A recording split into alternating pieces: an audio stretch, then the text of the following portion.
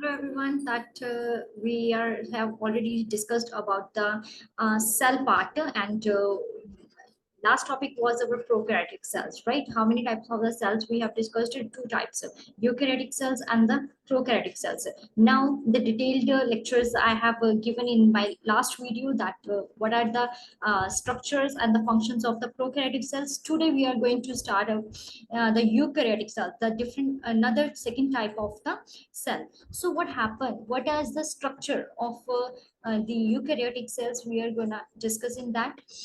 uh, Eukaryotic cells basically, in which type of the living organisms it has been found: a protist cells, a fungal cells, plant cells, and animal cells. These all type of the cells which is having the eukaryotic mechanisms and its structures. Every cell has a well organized membrane bound nucleus and organelles. If you compared in the last in the lecture of this video, I will tell you the difference between the prokaryotic and the eukaryotic cells, okay, which is very important to understand. So let's begin with the eukaryotic cells. What is the basic difference in the eukaryotic cells? It contains the nucleus, right? So what is the next in the structure of the eukaryotic cell? That would be the presence of the membrane, which compact compact means divide, compartmentalizations of the cytoplasm.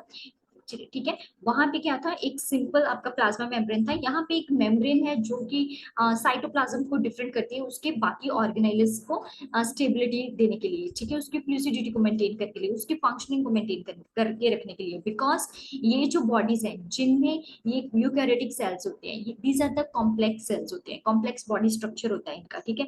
सो उसको locomotory में, ठीक है, locomotion में and cytoskeletal structure बनाने में, ठीक है, उस चीज को मेंटेन रखने में हेल्प करता है ये आपका जो प्रेजेंस ऑफ मेम्ब्रेन है। अभी क्या है कि जेनेटिक मटेरियल होता है ना, जो वो एक नॉट इन द एक क्वाइल्ड फॉर्म में नहीं होता, ये एक इनटू दी क्रोमोसोम्स में होता है। डिफरेंट जो हम क्रोमोसोम्स, जब हम माइटोटिक एंड मियोसिस डिवीजन करेंगे तब आपको क्रोमोसोम्स के स्ट्रक्चर के बारे में मैं बताऊंगी। यहाँ पे क्या होता है, इस यूकैरियोटिक सेल्स में स्पेसिफिकली ऑर्गेनाइज्ड एक सेक्शन होता है जहाँ पे क्रोमोसोम्स एम्बेडेड रहते हैं, ठीक है, जहाँ पे बाकी माइटोटिक सेल डिवीजन जो सेल्स है, डॉटर सेल्स है, सॉरी, वो बनते हैं, right. So move to the next slide, that eukaryotic cell organelles में क्या क्या चीजें आ जाती हैं। सबसे पहले तो सेल मेम्ब्रेन है, ठीक है, सेल वॉल है।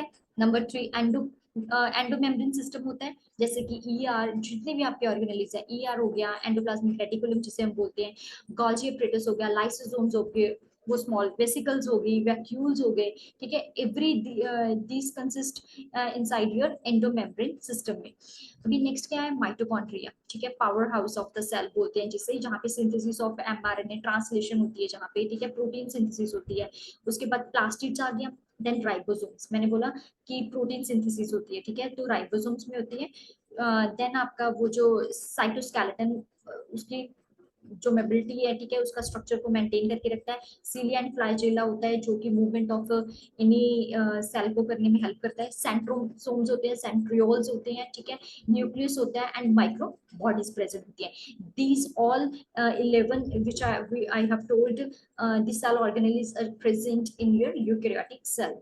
Move to next, जो सेल मेम्ब्रेन है ना, what is the function of the cell membrane, how it looks like, right. So this is the your cell membrane, ठीक है, in which you can see ये RBC, human RBC का cell membrane दिखाया हुआ है, जिसमें लिपिड बाइलेयर है, here hydrophobic head, hydrophilic tail, ठीक है। In this type of I just want to be little bit zoom in, ताकि आपको ये हाइड्रोफिलिक ये चीज दिख सके। ये लिपिड बाइलेयर होती है इस तरह की कुछ, ठीक है। यहाँ पे कार्बोहाइड्रेट्स आपकी शुगर्स, ठीक है, प्रोटीन प्रेजेंट होती है इसी मेम्ब्रेन पे। इजी टू अंडरस्टैंड, ठीक है। जूम आउट, ये जो लिपिड, इस पे लिपिड्स भी प्रेजेंट होते हैं। दीज आर द, ये आपको सर्कुलर फॉर्म में दिख रही है, these are the lipids. Lipids basically आपके फॉस्फोग्लिसराइड्स होंगे, ठीक है, जिसका पोलर हेड होगा एंड इनर हाइड्रोफोबिक टेल होगी। अभी फिलिक एंड फॉबिक का मतलब सबको पता है। फॉबिक क्या होता है, जो वाटर हेटर होते हैं, ठीक है, फिलिंग वाटर लवर होते हैं, ठीक है। सो जो ये हाइड्रोफोबिक हेड होता है, हाइड्रोफिलिक टेल होती है, हाइड्रोफोबिक टेल होती है, हाइड्रोफोबिक हेड होता है। सो ये नॉन पोलर टेल सैचुरेटेड होती है। ठीक है, जो लिपिड बाइलेयर्स है ना, ये नॉन पोलर टेल होती है सैचुरेटेड फैटी एसिड्स की। उसके बाद जितना भी हाइड्रोकार्बन है, ये एक एक्यूस एनवायरनमेंट से प्रोटेक्टेड होता है। ठीक है, जितना भी ये सारा कंपोनेंट यहाँ पे एम्बेडेड हुए हुए हैं, ये सारे एक्वस वाटरी जो इन्वायरमेंट है उससे प्रोटेक्टेड रहती है। ये हाइड्रोकार्बन चेन से कनेक्ट करवा के रखती है। ठीक है, नेक्स्ट क्या होता है कि जो भी प्रोटीन है, यहाँ इंटीग्रल प्रोटीन थी, मैं थोड़ा आपको एक चीज दिखाना भूल गई। These are the integral proteins जो सेपरेट करके रखती हैं दिस सेक्शन को दिस सेक्शन को। ठीक है, ये चैनल प्रोटीन्स भी होती हैं जो परमिबिलिटी इम्परमिबिलिटी भी सेल मेम्ब्रेन की मेंटेन करके रखती हैं। सो जो यहाँ पे मैं बात कर रही थी कि ratio of protein and the lipid वो वेरी करती है हर एक सेल में। ठीक है, फॉर एग्जांपल हम यहाँ ले लें कि आरबीसीज मेम्ब्रेन है, आरबीसीज में 52% ऑफ द प्रोटीन्स रहेंगी एंड 40% आपका लिपिड रहेगा। ठीक है, सो ये सेल टू सेल वेरी करता है। लिवर सेल्स हैं, हेपेटोसाइटिक सेल्स हैं, ठीक है, लंग्स में सेल्स हैं, आपके न्यूरॉन्स हैं। ठीक है, तो ये हर एक ऑर्गन में, टिश्यू में ये क्या है, जब हम डिटेल्ड आप फर्दर क्लासेस में डिस्कस करोगे तो वहां पे आपको जाके ये चीजें क्लियर हो जाएंगी कि कितनी वेरिएबिलिटी रहती है, यहाँ पे कितना वेरी करता है ये इसका ratio. So based on the extraction अगर हम देखें, मेम्ब्रेन प्रोटीन होती है वो टू टाइप्स की होती है, एक तो इंटीग्रल प्रोटीन्स होती है, एक पेरिफेरल होती है। इंटीग्रल जो इन बिटवीन द सेंटर, ठीक है, मतलब पार्शली और totally buried in the membrane, या तो आधी होंगी, ठीक है, या फिर पूरी एम्बेडेड हुई होगी। पेरिफेरल क्या होती है, जो सरफेस पे रहती है प्रोटीन्स, ठीक है, on the surface of the membrane रहेगी। क्लियर। मेम्ब्रेन थी ना जो, ये सिंगर एंड निकोलसन नाम के जो साइंटिस्ट थे, उन्होंने सीन की थी कि इस मेम्ब्रेन को उन्होंने एक्सप्लेन किया था कि कौन से ग्लाइकोप्रोटीन्स हैं, कौन से ग्लाइकोलिपिड्स आते हैं यहाँ पे एम्बेडेड होती हैं, कौन सी इंटीग्रल प्रोटीन्स है, दी ऑल हैव डिस्कस्ड। ठीक है, ये सिंगल लेयर में है या डबल लेयर में, बाई लेयर्स में है, या प्रोटीन्स एम्बेडेड किस फॉर्म में है। सो फ्लूसिडिटी ऑफ मेम्ब्रेन कैसे मेंटेन रहती है, वो उन्होंने एक बहुत ही ज्यादा इंपॉर्टेंट क्वेश्चन आता है जो कि उन्होंने एक्सप्लेन किया था फ्लूइड मोज़ाइक मॉडल के थ्रू। ठीक है, अभी जो इसका फंक्शन क्या है बेसिकली, एक तो मैंने स्टार्टिंग में यहाँ पे अभी ऊपर मेंशन किया कि ये परमिबिलिटी इम्परमिबिलिटी ऑफ द सेल बना के रखती है। ठीक है, जो सेल मेम्ब्रेन है ना बेसिकली वो ट्रांसपोर्ट ऑफ मॉलिक्यूल्स करवाता है। ठीक है, यहाँ से आपके मॉलिक्यूल्स हैं, ये चैनल का काम करता है ना, इंटर चैनल का। यहाँ पे जो भी मॉलिक्यूल्स हैं, ठीक है, वो यहाँ पे पास आउट होंगे, इस मेम्ब्रेन के थ्रू एंटर करेंगे। ठीक है, ये आपके साइटोसोल में जा रहे हैं, माइटोकॉन्ड्रिया जा रहे हैं, कहाँ जा रहे हैं, we will discussed in the coming lecture. ठीक है, यहाँ पे क्या हो गया कि permeability of the molecules ion को मेंटेन करके रखता है। Number 2, fluid nature, fluidity of the membrane बना के रखता है। सेल की ग्रोथ, फॉर्मेशन, इंट्रासेलुलर जो जंक्शंस होते हैं, सिक्रीशन होती है, एंडोसाइटोसिस होती है, सेल की डिवीजन होती है, it's all has been controlled by your cell membrane. Move to next. कितने तरह का ट्रांसपोर्ट ऑफ आयंस पॉसिबल है, एक तो पैसिव ट्रांसपोर्ट होता है, दूसरा एक्टिव ट्रांसपोर्ट होता है। ठीक है, अभी जो पैसिव ट्रांसपोर्ट है वो क्या होता है, see here are the simple diffusion होगी, ये फैसिलिटेटेड डिफ्यूजन है। सिंपल डिफ्यूजन, मॉलिक्यूल्स आए directly goes into your specific site. ठीक है, यहाँ पे क्या है कि चैनल रिफ्यूज करते हैं, पैसिव ट्रांसपोर्ट कुछ चैनल्स को रिफ्यूज करते हैं, जो उसकी शेप होती है ना वो उस बहुत लिटिल अमाउंट में उस चीज को एंटर होने देते हैं। ठीक है, जो बेसिकली आपकी दो प्रोसेस से कंट्रोल होती है, एक तो डिफ्यूजन, एक ऑस्मोसिस। ठीक है, अभी डिफ्यूजन एंड ऑस्मोसिस क्या होता है, ये डिपेंड करता है कि कंसंट्रेशन ऑफ ग्रेडियंट सबसे पहले तो। ठीक है, जो आपके मॉलिक्यूल्स हैं वो higher concentration to lower concentration move करेंगे, या फिर जो lower concentration to higher concentration move करेंगे। ठीक है, higher to lower, lower to higher, वो उस चीज को हम डिफ्यूजन या ऑस्मोसिस बोलते हैं। अभी जो मूवमेंट ऑफ न्यूट्रल सोल्यूट होती है, सॉल्यूट पार्टिकल की होती है, उसे हम, वो सिंपल डिफ्यूजन, ये सॉल्यूट पार्टिकल्स थे, ये सिंपल डिफ्यूजन के थ्रू यहाँ से मेम्ब्रेन को क्रॉस करके। ऑस्मोसिस में क्या है कि एक डिफ्यूजन के थ्रू करेंगे। ठीक है, डिफ्यूजन मींस अगर तो इस शेप में, इस हायर कॉन्सेंट्रेशन, ये हैवी मॉलिक्यूल नहीं था, ठीक है, वो लोअर कॉन्सेंट्रेशन में चला गया। ठीक है, जो लोअर टू हायर जाएंगे वो हम आगे जाके, मैं भी आपको पिक्चर दिखाऊंगी, वहां से ज्यादा क्लियर हो जाएगा कि वो मूवमेंट उन पे डिपेंड करती है कि लोअर टू हायर जाना है या हायर टू लोअर जाना है। ठीक है, osmosis is called facilitated diffusion होना, राइट। मतलब पोलर मॉलिक्यूल्स पास थ्रू नहीं कर सकते नॉन पोलर लिपिड बायलेयर को, ठीक है। फैसिलिटेटेड डिफ्यूजन का मतलब है कि जो मॉलिक्यूल से नॉन पोलर है, ठीक है, they will not cross the membrane through the carrier proteins, जो भी इंटीग्रल प्रोटीन होगी उसके थ्रू नहीं पास हो सकते, नहीं ट्रांसपोर्ट हो सकते, that's why it is called the facilitated diffusion. Move to next. जो मूवमेंट ऑफ मॉलिक्यूल्स की हो रही है, ठीक है, अगेंस्ट द कंसेंट्रेशन ग्रेडियंट, ठीक है, लोअर टू हायर, अभी लोअर टू हायर हो रही है कंसेंट्रेशन, ये इसको मूव होने के लिए बहुत ज्यादा एनर्जी की जरूरत पड़ती है, ठीक है। एटीपी, एटीपी यूटिलाइज होती है यहाँ पे। हायर टू लोअर करवाने के लिए में कोई एनर्जी नहीं चाहिए। लोअर टू हायर मॉलिक्यूल की कंसेंट्रेशन एक्टिवेट करने के लिए, मूवमेंट करवाने के लिए there is need a ATP as a energy source, ठीक है। फॉर एग्जाम्पल, जब सोडियम पोटाशियम पंप आपकी मस्कुलर एक्टिविटीज को मेंटेन के लिए, रिफ्लक्स मैस्कुलर जो रिफ्लेक्स होता है, इंटरनल रिफ्लेक्स होता है, उसको जब काम करना होता है, then it they needs a ATP. Next आपका जो ऑर्गेनली आ गई वो है cell wall. Now what is the cell wall now, ठीक है, जो नॉन लिविंग रिजिड स्ट्रक्चर होता है, ठीक है, प्लाज्मा मेम्ब्रेन, चाहे वो फंजाई हो, चाहे वो प्लांट्स हो, ठीक है, बेसिकली सेल वॉल वहां काम करती है। सेल वॉल किस चीज की बनी होती है? सेलुलोज, ग्लैक्टिन्स, मैनन्स एंड आपके मिनरल्स लाइक कैल्शियम कार्बोनेट, ठीक है। सो जो बाकी प्लांट्स में भी, जो अदर प्लांट्स होते हैं उनमें भी it consist cellulose, hemicellulose, pectins and proteins, right. जो सेल वॉल है ये एक तरह से प्राइमरी सेल वॉल का काम करती है, यंग प्लांट्स में होती है, जो बहुत छोटे प्लांट्स होते हैं, जैसे जैसे उनकी ग्रोथ होती है तो ये सेकेंडरी सेल वॉल में कन्वर्ट होती जाती है, ठीक है। मैच्योर जिसे हम सेल वॉल बोलेंगे, ये towards the inner side of the membrane. Here you can see the structure, ये एक आपका प्लांट सेल है, ये पैक्टिन है, ये क्रॉस लिंकिंग ग्लाइकन्स बने हुए हैं, ये सेलुलोज माइक्रोफाइबर्स है, right. Move to next. Here you can see the middle lamella, ठीक है, ये कैल्शियम पैक्टेट होती है।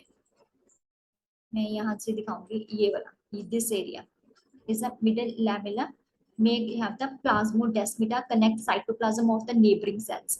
ये cytoplasm of the neighbouring cell के साथ कनेक्टेड है, ठीक है। अभी ये बेसिकली सेल को शेप देने में हेल्प कर रहा है, ठीक है। उसके बाद ये मैकेनिकल डैमेज, कोई भी इलेक्ट्रिक शॉक या फिर जब इन्फेक्शन हो जाती है, आपको कोई बाहर से पैथोजन आ गया, ठीक है, उसने अटैक कर दिया, तो ये वो डैमेज नहीं होने देता। So basically act as a protective layer, ठीक है। सेल टू सेल इंटरेक्शन करवाने में हेल्प करता है, ठीक है। जितने भी अनडिजायरेबल मॉलिक्यूल्स आ जाते हैं उनसे प्रोटेक्ट करता है। In this way it helps, ठीक है। अभी आ गया कि एंडोमेम्ब्रेन सिस्टम। एंडोमेम्ब्रेन सिस्टम में सबसे पहले तो कौन कौन से मॉलिक्यूल्स प्रेजेंट होते हैं, कौन कौन से ऑर्गेनेल्स प्रेजेंट होती हैं? There would be your endoplasmic reticulum, Golgi apparatus, lysosomes and vacuoles, ठीक है। रिमेंबर ऊपर हमने डिस्कस किया था। So what happen in the endoplasmic reticulum? पहले तो ये स्ट्रक्चर कुछ इस तरह की प्रोजेक्शन लाइक स्ट्रक्चर होता है, ठीक है, एंडोप्लाज्मिक रेटिकुलम का। अभी एंडोप्लाज्मिक रेटिकुलम भी दो तरह का है, एक तो रफ एंडोप्लाज्मिक रेटिकुलम है, एक का स्मूथ एंडोप्लाज्मिक रेटिकुलम है। जो रफ एंडोप्लाज्मिक रेटिकुलम होता है ना, ये क्या करता है कि जितना भी सेल की एक्टिवली जो प्रोटीन सिंथेसिस हो रही है, जितनी भी सिक्रीशन हो रही है, उस चीज को बहुत स्मूथली होने देता है, ठीक है। Protein synthesis secretion are smoothly run in your rough endoplasmic reticulum. And ये एक आउटर मेम्ब्रेन के साथ ना with the membrane of the nucleus इस चीज को कंटिन्यू बना के रखता है, ठीक है। स्मूथ में क्या होता है? स्मूथ एंडोप्लाज्मिक रेटिकुलम, इसमें राइबोसोम्स होते हैं ना, वो एब्सेंट होते हैं, ठीक है। अभी क्या है, इसका मेजर साइड क्या है? इसकी लिपिड की सिंथेसिस करवाना, मेजर इसका काम है। जो स्मूथ एंडोप्लाज्मिक रेटिकुलम है, सिंथेसिस ऑफ लिपिड करवाना। एनिमल सेल्स का क्या, अगर एनिमल सेल्स की बात करें तो लिपिड लाइक जो स्टेरॉइड हार्मोनल सिंथेसिस होती है वो आपके स्मूथ एंडोप्लाज्मिक रेटिकुलम में होती है, ठीक है। ये सबसे पहले किसने स्टेन करके जो डिटेक्ट किया था? डेंसले ने किया था स्टेन, डेंसली ये सॉरी स्टेन किया गया था। रेटिकुलर स्ट्रक्चर देखा गया इसका, ये देखिए, ये रेक्टेंगुलर है ना, रेटिकुलर नियर द न्यूक्लियस, ये आपका यहाँ पे फॉर्म्ड हो गया इस शेप में, ठीक है। डिस्क शेप में हो गया जिसे हम सिस्टर्ने बोलते हैं, सिस्टर्ने, ये डिस्क शेप यहाँ से, ये पिंक कलर का डिस्क शेप है, ठीक है। 0.5 to 1 माइक्रोग्राम डायमीटर में होता है। जो सिस्टर्ने होते हैं ना, ये कन्वेक्स फॉर्म में होते हैं, that's why it's called the सिस, मतलब फॉर्मिंग फेस है इसका। एंड कनकेव जो शेप्ड है, ये कनकेव शेप्ड है ना, इसे हम ट्रांस बोलते हैं। अभी मैं आपको ये दिखा दूं, ये रहा आपका, ये कर्व शेप में है ना, ये कन्वेक्स शेप में है, ये कनकेव शेप में है, तो that's why it's called the cis and trans. ठीक है, टोटली डिफरेंट एक दूसरे से बट इंटरकनेक्टेड है, शेप डिफरेंट होने के बाद भी ये इंटरकनेक्टेड है। जो गॉल्गी एपरेटस होता है ये बेसिकली सिक्रेट करता है डिफरेंट मटेरियल, इंट्रासेलुलर जो टारगेट्स होते हैं उनका डिफरेंट मटेरियल, और आउटसाइड द सेल जो होते हैं, ठीक है, उसमें सिक्रीशन में हेल्प करते हैं गॉल्गी एपरेटस। जितना भी मटेरियल पैक्ड मटेरियल होता है ना, चाहे वो जो ई आर फ्यूज होते हैं, जब सिस एंड ट्रांस है, जो ई आर रिफ्यूज होते हैं, तब उनका जो पैक्ड मटेरियल होता है वो गॉल्गी एपरेटस के पास चला जाता है। ठीक है, that's why it is associated with your endoplasmic reticulum. जितनी भी आपकी प्रोटीन सिंथेसिस हो रही है राइबोसोम्स के थ्रू, ठीक है, कहाँ पे, एंडोप्लाज्मिक रेटिकुलम में, वो सिस्टर ने सारे गॉल्गी एपरेटस के थ्रू ही मॉडिफाई किए जाते हैं and before to release from trans face. ठीक है, ट्रांसफेस से जो मैंने अभी बोला, सिस एंड ट्रांसफेस जो क्या है, इंटरकनेक्टेड एक दूसरे से। जितना भी पैकेजिंग मटेरियल होता है वो गॉल्गी एपरेटस के पास जाता है, एज सिंपल एज दैट। चाहे वो फॉर्मेशन ऑफ ग्लाइकोप्रोटीन्स हो, जहाँ पे ग्लाइकोलिपिड्स की फॉर्मेशन हो। जो ये लाइसोसोम्स होते हैं ना, ये मेम्ब्रेन बाउंड वेसिकल स्ट्रक्चर होता है, ये कुछ इस तरह के दिखते हैं, ये लाइसोसोम इस तरह का कुछ दिखता है। ठीक है, ये यहाँ पे कितने सारे तरह की यहाँ पे हाइड्रोलिटिक एंजाइम पाई जाती हैं, जितनी भी आपकी लाइपेसिस एंजाइम है, प्रोटीएसिस एंजाइम है, ब्रेक डाउन एंजाइम्स है बेसिकली। ठीक है, कार्बोहाइड्रेसिस एंजाइम है, जितना प्रोटीन ब्रेक डाउन होता है, ठीक है, वो सारी lipases enzyme are all found in your lysosomes. ठीक है, ये एक्टिव हो जाती हैं जब इसका एसिडिक पीएच होता है। ठीक है, डाइजेशन ऑफ, जब मैं बोलती हूँ ना कि मेटाबॉलिक प्रोसेस हम करेंगे फर्दर क्लासेस में, आप मेरे इसी चैनल पे biochemistry lecture of metabolic pathways जिसमें मैं डिस्कस कर रही हूँ आजकल, you can also watch those videos. उसमें मैंने कार्बोहाइड्रेट्स का मेटाबॉलिज्म क्लियर करवाया, ग्लाइकोलिसिस के एक पाथवे से हम ग्लूकोज कॉम्प्लेक्स मॉलिक्यूल को सिंपलर वर्ड में कन्वर्ट करते हैं एनर्जी देने के लिए, तो वहां पे कुछ एंजाइम्स जो इन्वॉल्व रहती हैं। ठीक है, हाउ डज इट वर्क, इस चीज को, लाइसोसोम को अंडरस्टैंड करने के लिए आपको पता चल जाएगा how the enzyme worked to break down the compounds और कंपोनेंट्स जो आपके इंटरमीडिएट्स हैं। ठीक है, एक आपको फ्रूटफुल प्रोडक्ट formed होने में how it get breakdown and how it give the energy, this you will understand when you do the metabolic pathways, and you can also watch those videos on my biochemistry channel, right? Next आपके आगे जितने भी endomembrane system होती है, endomembrane system अब कौन सी होगी, जो वैक्यूल्स रह गई थी inside the video, here you can easily सी, ये मेम्ब्रेन बाउंड स्पेस फाउंड होती है साइटोप्लाज्म में। यहाँ पे एक वाटर रहता है, एक सैप रहता है। ठीक है, एक्सक्रीटरी प्रोडक्ट्स यहाँ से एक्सपेल आउट होते हैं, and other material not useful for the cell जो होता है वो प्रेजेंट होता है। अभी वैक्यूल्स है ना, ये सिंगल मेम्ब्रेन होती है, जो भी वैक्यूल्स है सिंगल मेम्ब्रेन होती है, और इनको हम क्या बोलते हैं, टोनोब्लास्ट। अभी जितने भी आपके प्लांट सेल्स हैं वहां पे वैक्यूल्स होती है, 90% of the volume of the cell maintain करके रखती है। ये आपके प्लांट सेल्स में specifically you can easily C.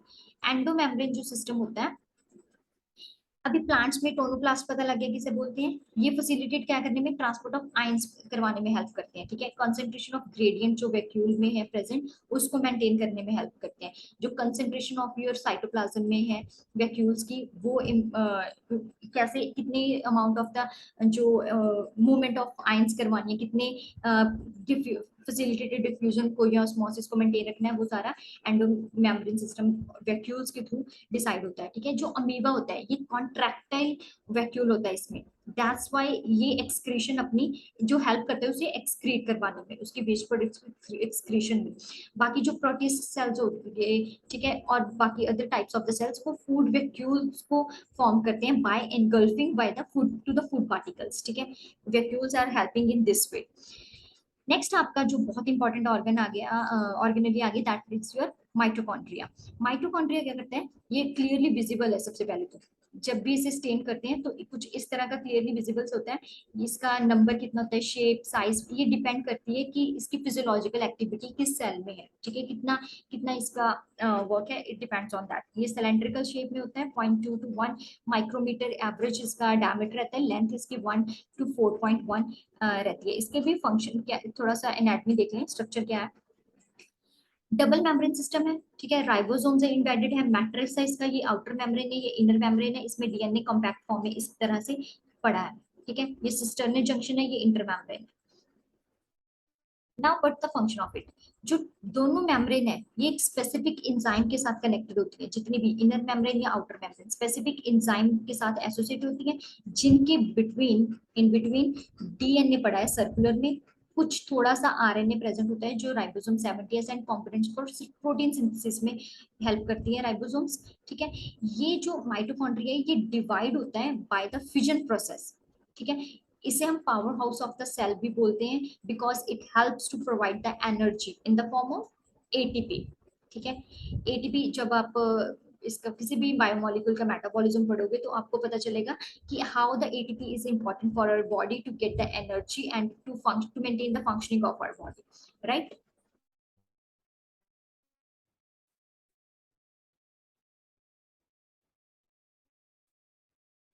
Next जो ऑर्गेनेलीज हैं वो हम डिस्कस करेंगे हमारे फर्दर लेक्चर में, कमिंग लेक्चर में। ठीक है, आज के लिए माइटोकॉन्ड्रिया तक का आप रिवाइज करिए।